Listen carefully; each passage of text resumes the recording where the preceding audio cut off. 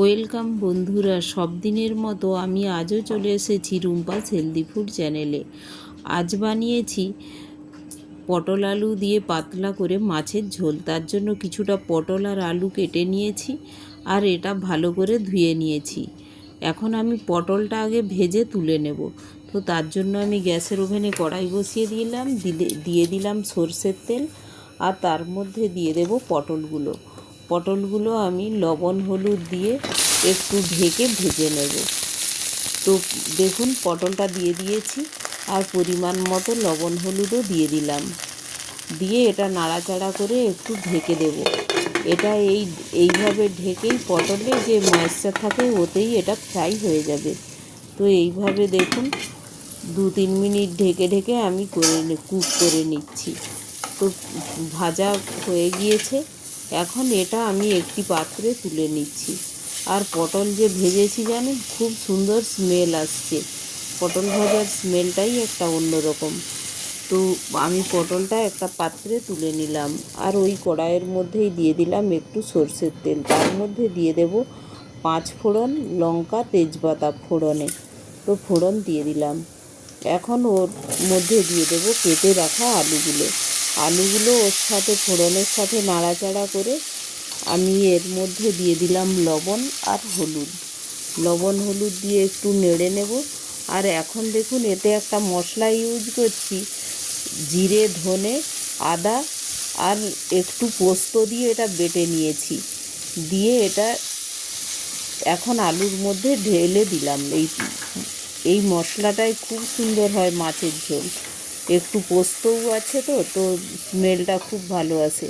তো একটু নাড়াচাড়া করে নিলাম, একটু ঢেকে আর একটু কুক হতে দেবো। যেহেতু আদা, ধনে, জিরে সব বাটা হয়েছে, তো একটু এইভাবে ঢেকে একটু 2-3 মিনিটের মতো এইভাবে ঢেকে কষে নিলাম আমি।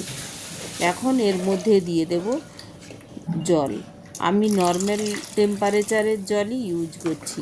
তো একটু ঝোল বানাবো, তাই একটু বেশি পরিমাণেই ঝোল দিলাম। এখন আমি এটা ঢেকে প্রায় 70% আলুটা কুক করে নেব। তো এইভাবে ঢেকে দিলাম। আর দেখুন এই সময় মাছটাও আমি ভেজে তুলে নিয়েছিলাম। তো মাছটা 2 পিস আর একটা আধখানা মাথা নিয়েছি। তো এখন দেখুন এই পাশে আলুগুলো প্রায় 70%-এর মতো কুক হয়ে গিয়েছে। তো এই সময় আমি দেখুন একটু টিপে দেখেও নিলাম।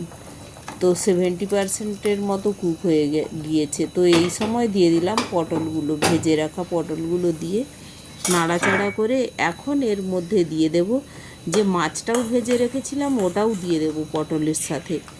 তো একটু এটা পটলের সাথে এটা কুক হয়ে গেলে তো ফ্লেভারটা খুব ভালো ওঠে, আর মাছটাও ঝোলের সাথে একটু কুক হয়ে যাবে। তো পুরো স্যুপে মাছের একটা স্মেল আসছে, ভাজা মাছের স্মেল খুব ভালো লাগে। আর এটা কাতলা মাছ, দেখুন একটু ঢেকে কুক হতে দিয়েছিলাম। তো রান্নাটা প্রায় হয়ে এসেছে। তো এই সময় আমি নাড়াচাড়া করে, দেখুন আলুগুলো খুব বয়েল হয়ে গিয়েছে। তো নাড়াচাড়া করে এই সময় আমি দিয়ে দেবো চেরা কাঁচা লঙ্কা দিয়ে আমি আর একটু নেড়ে নেব। আর উপর থেকে দিয়ে দিলাম ধনেপাতা কুচি দিয়ে এগুলো একটু ঝোলের সাথেই আমি মিশিয়ে নিচ্ছি। আর ঝোলটা একটু পাতলা রেখেছি দেখুন। এখন একটু ঢেকে গ্যাসটা আমি বন্ধ করে দেব। দেখুন কত সুন্দর হয়ে গিয়েছে। তো এখন আমি একটু রেস্টে রেখে দেব ঝোলটা, তো স্মেলটাও ভালো আসবে। তো দেখুন একটু রেখে দিয়েছিলাম, কত সুন্দর হয়েছে আর স্মেলটাও খুব ভালো এসেছে। তো গরমে এই রকম পাতলা ঝোল পটল আলু দিয়ে অবশ্যই বানাবেন। আর আমার রেসিপিগুলো ভালো যদি লাগে একটি লাইক, শেয়ার ও সাবস্ক্রাইবও করে দেবেন। Thank you. আর কম তেলে এইভাবে রেসিপি খেতে হলে দেখতে হবে রুম্পাস হেলদি ফুড চ্যানেল।